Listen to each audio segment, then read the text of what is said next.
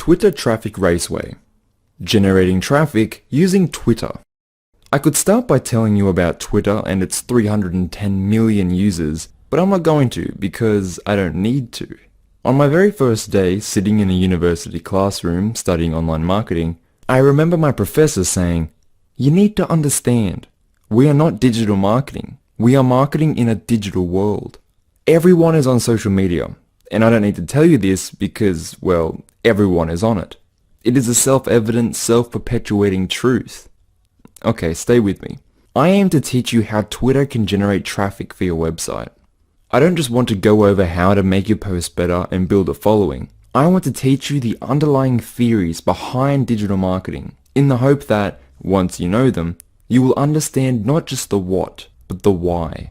In this course, you'll have an in-depth, short, but insanely informative and beneficial lesson in exactly how you want to be using Twitter and how you can generate tons of traffic from the super powerful and gigantic platform.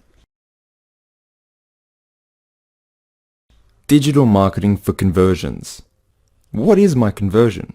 This is the first question you ask when undertaking any form of digital marketing. A conversion is when a reader, customer, member of your audience, whatever you want to call them, performs an action you deem beneficial for your business or enterprise as a whole. When asked this question, most people will respond, "Well, that's easy, I want to make sales." That is not a bad answer.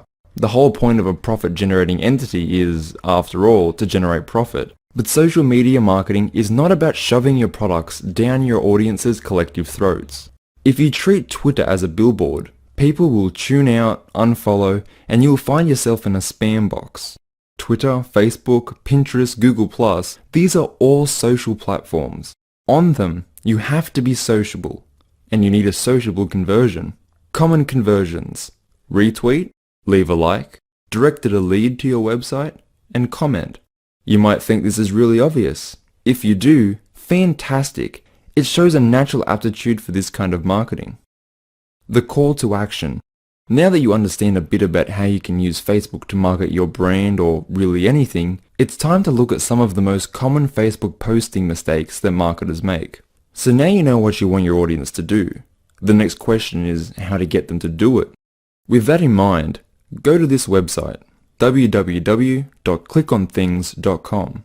The pictures are pretty enough, and some would even say it is well designed, but this site is a digital marketing failure.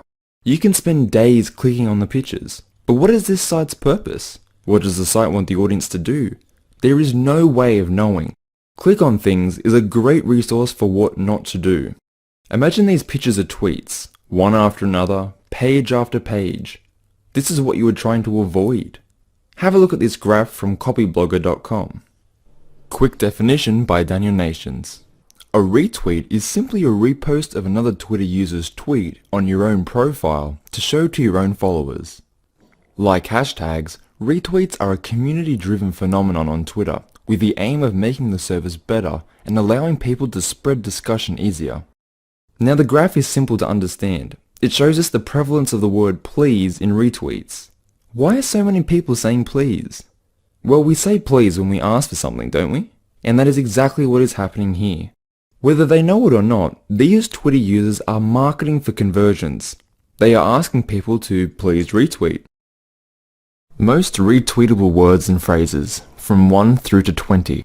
You, Twitter, please, retweet, post, blog, social, free, media, help, please retweet, great, social media, 10, follow, how to, top, blog post, check out, and new blog post. It is called a call to action, and you need to consider your call to action every tweet, upload, picture, or piece of content you intend for people to see. Your audience needs to be told what to do, unlike click on things. The good news is that Twitter has done most of the work for you. Your audience is within easy reach of buttons to comment, follow, and retweet your posts. You just have to ask. Your call to action can be anything as long as it aligns with a conversion. Questions, example, what do you think of our new winter line? Follow this person. Like this if you... comment if you, download my ebook, check out my site, follow me on Facebook, order your free product or trial. Twitter's data shows that tweets that ask for a follow increase responses by 258%. People love to participate. If you show them something they like and ask them to retweet it, chances are they will.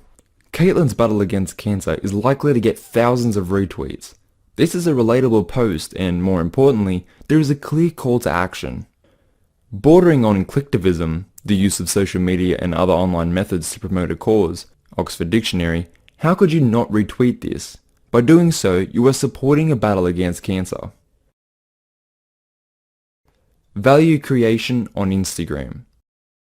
If you've ever read a book called Zen and the Art of Motorcycle Maintenance, the protagonist tries to define quality. It is impossible to put into words exactly what gives content value. In the book, Phaedrus realizes that although it can't be defined, we all have this intuitive understanding of what is and is not good quality.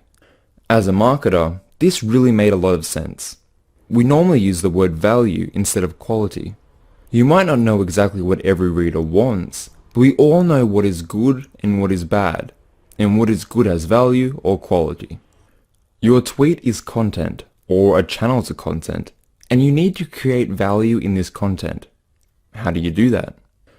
Think about it like this. The audience needs to get something out of your post. Entertainment, humor, social or intellectual confirmation, the belief that your content can in some way improve their lives. Thinking about the value of every tweet you post is a step in the right direction. There is no right or wrong way to go about value creation. In online marketing, we aim to become an authority, and to do so, we give away content, example the tweets. People pay attention to an authority, and if you keep the content wheel turning, people will see value. Consider Caitlin's battle against cancer. Conversion, retweet. Call to action, please retweet. Value, fighting cancer and cancer awareness. Tweet from Monica. Saying that other people's marriage is against your religion is like saying that I can't have cake and ice cream because you were on a diet. This tweet reaffirms the belief of millions of people. It is unique because of its wit. Stir these two ingredients together and you have a viral tweet. Many businesses will shy away from posting something like this because it is controversial. I recommend you tackle the controversial. Think about all the reasons why this tweet works, and don't forget we are marketing to humans. We are a flawed, backwards bunch, and you will do well to remember that. How to write a tweet. Twitter is all about engagement. As a platform, it allows you to send short messages very quickly. It is great for building credibility and drawing people to your main hub, a website, blog, or Facebook page. You want to keep your tweet short and sweet. It needs to intrigue a potential reader. That being said, it needs to remain relevant to the post, or you run the risk of coming off as a clickbait, a surefire way to damage your reputation. When writing content, it is common practice to spend almost as much time on your headlines as your content. The same mentality needs to be applied to your tweets, because the quality of your tweet is what will get people to read the article. You can include anything that grabs people's attention. A quote from your content. According to Twitter, a quote is 54% more likely to be retweeted. Relevant hashtags will display your tweet to people looking at similar topics. You should create a hashtag that aligns with your product.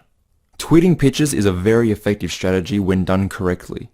It's much easier to engage someone with a picture than it is with words alone.